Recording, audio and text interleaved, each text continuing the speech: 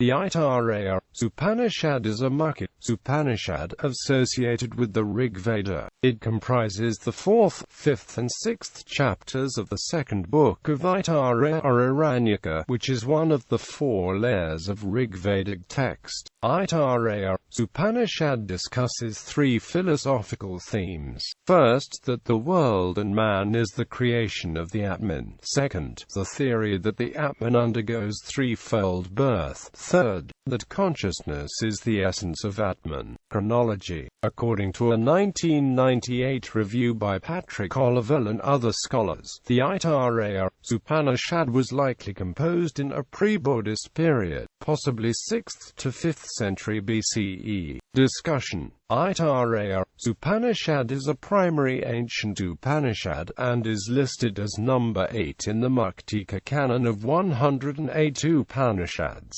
Considered one of the middle Upanishads, the date of composition is not known but has been estimated by scholars to be sometime around 6th or 5th century BCE. The Aitareya Upanishad is a short prose text, divided into 3 chapters, containing 33 verses.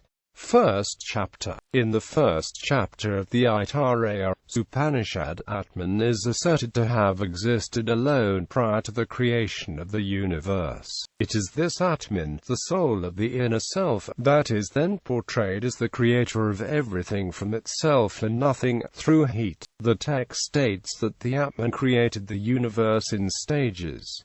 First came 4 entities: space, Maram, Marasi in Apis.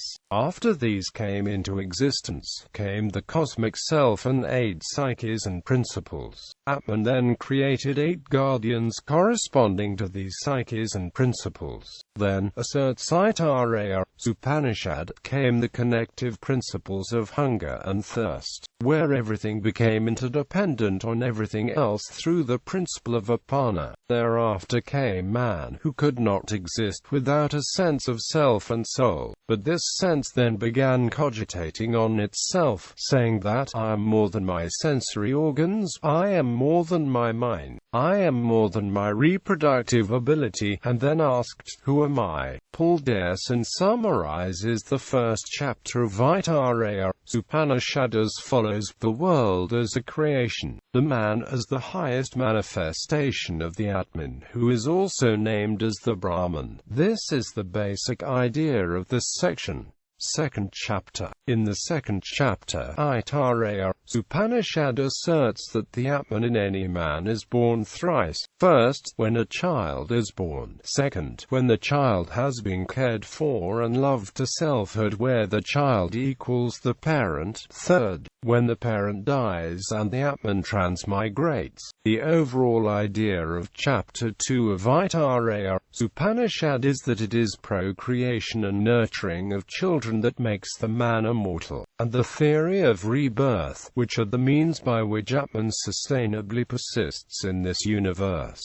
Third chapter. The third chapter of Aitareya Upanishad discusses the nature of Atman. It declares that consciousness is what defines man, the source of all intellectual and moral theories, all gods, all living beings, all that there is. Then the Upanishad asserts that the key to the riddle of the universe is one's own inner self. To know the universe, know thyself.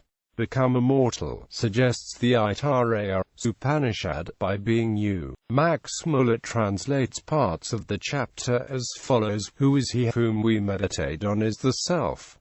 Which is the self? Everything of various names, only of knowledge. Everything is led by knowledge. It rests on knowledge. The world is led by knowledge. Knowledge is its cause. Knowledge is Brahman. Aitareya Upanishad, like other Upanishads of Hinduism, asserts the existence of consciousness as Atman, the self of Brahman. It contains one of the most famous expressions of the Vedanta, Prajnanam Brahma, which is one of the Mahavakyas. Sanskrit commentaries. Aitareya Upanishad is one of the older Upanishads reviewed and commented upon in the respective bhashyas by various ancient scholars such as Adi Shankara and Madhvacharya. Adi Shankara, for example, commented on Aitareya Upanishad, clarifying that some of his peer scholars have interpreted the hymns in a way that must be refuted. The first meaning, as follows, is incomplete and incorrect, states Shankara. This is the true Brahman called Prana. This is the only God. All the devas are only the various manifestations of this Prana. He who attains oneness with this prana attains the devas. Adi Shankara then reminds the reader that the Aitareya Upanishad must be studied in its context, which starts with and states Atma Virginia idam in hymn 1.